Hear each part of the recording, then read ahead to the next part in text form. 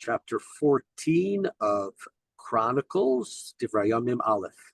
So yes, the previous chapter we discussed David trying to bring the ark into Jerusalem. And here in chapter 14, we have a number of different things that are come together. Vaishlach Huram. Oftentimes he's called Hiram, which is the way maybe the text is written. Melech Tzor, the king of Tyre, so up in Lebanon area, we'll say. Melachim el David, Vatzei Arazim v'charashei, Kir v'charashei, Etzim livnot lo bayit. So King Hiram of Tyre sends envoys to David with cedar and stonemason and carpenters to build a palace for King David. Interestingly, in the book of Shmuel, this comes before David wants to bring up the ark, right? If in the book of Shmuel he has the ark, he wants to have the ark shouldn't be sitting in somebody else's house, and he has this palace. But here it's told slightly differently, the order of how it's done. Vayida David ki hechino Adonai lemelech al Yisrael ki niseit lemala malchuto ba'avur amo Yisrael. And this happening, David's big palace being built, demonstrated to him that God had established him as king over Israel, and that people respected him and exalted him. They made him Nisait, they made him high up, and it was because of his concern and his sake for the people of Israel. So it wasn't just David on his own, but because he is the leader of the Jewish people, the king of the Israelites.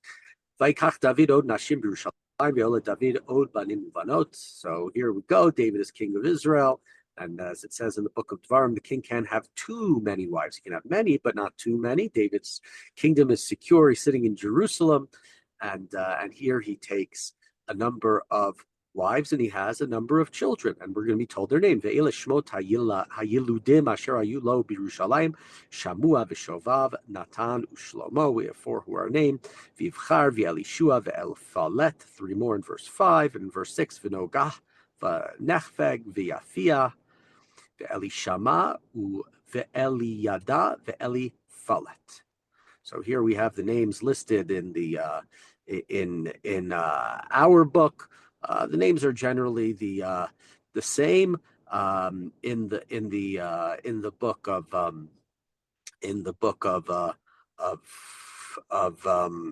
Shmuel. There's not really major difference. Just some of the names are oftentimes spelled differently, but right, we have Elishua versus Elishama is one of them, but it's not a major difference. Now we go into something else that's going to show and establish that David is a great king of Israel, which is now battles with the Philistines, with the Plishtim. So we know up to this point, of course, Shaul was killed by the Plishtim.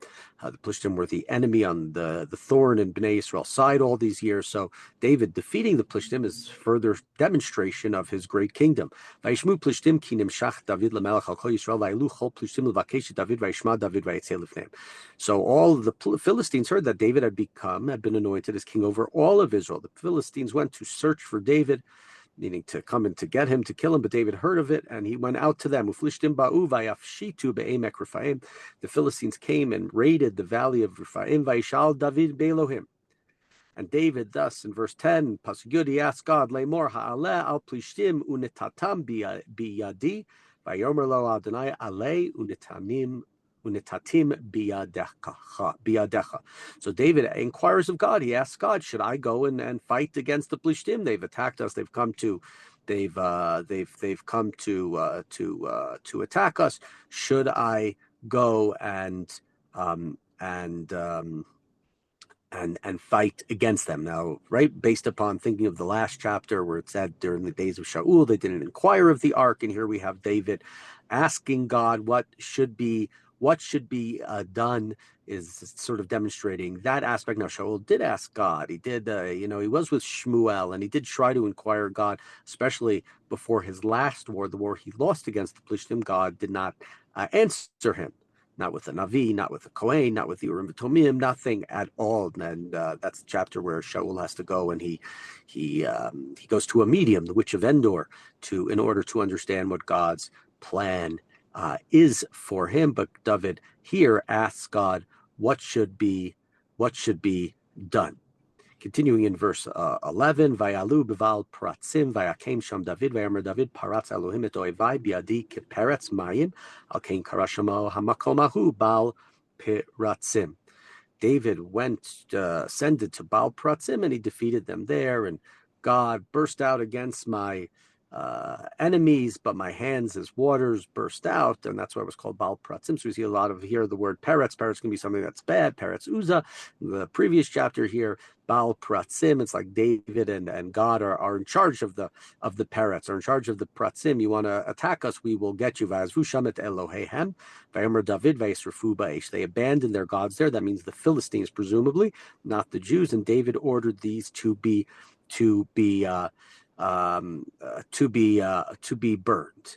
So David has their gods burnt, and this is a sort of command in the Torah that we're supposed to do things such as that. In the book of Shmuel, it doesn't talk about David burning the Philistine statues or gods or whatever is supposed to be done, whatever was done back then. But the Philistines are not yet giving up. So again, in Pasuk Yud Gimel, the Philistines again, they go into the raid, the valley.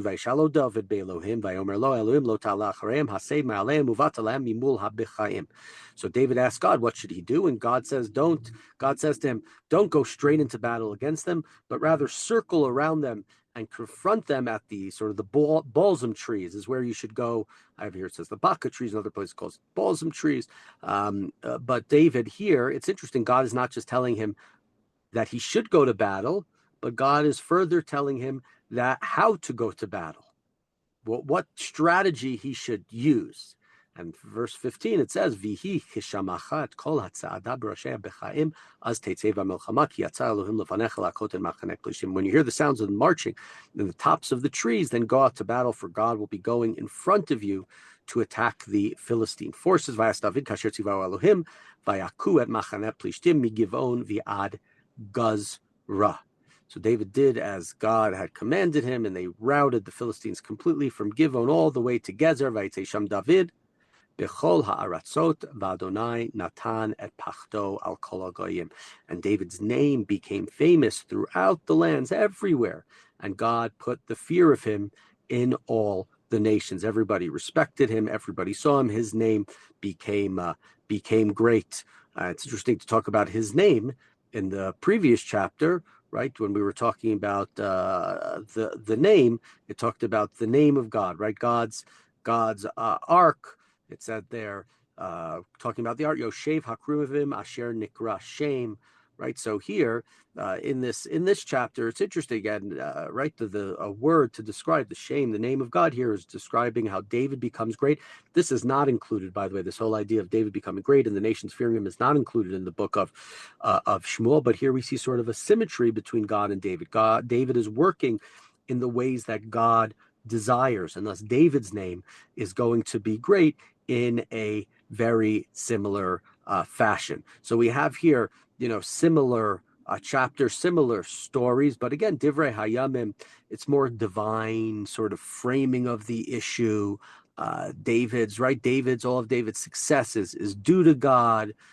God is mentioned more directly, and David is put on a pedestal here. David is deeply connected to God, like I just said, with the name, with the shame, and here as well, as opposed to in the other chapters, we've mentioned David's earlier wives, the ones from Hebron, and now we're getting into the next one. That's also not mentioned. So a similar chapter, similar stories, slightly different focus because of a different goal. Again, as we said many times, the goal is to demonstrate and show the greatness of the Davidic dynasty, the greatness of the temple, that it is our land, and so we're going to have more of a focus in those areas. And so we end here with David's name being great, and we'll continue more with his stories come the next chapter tomorrow.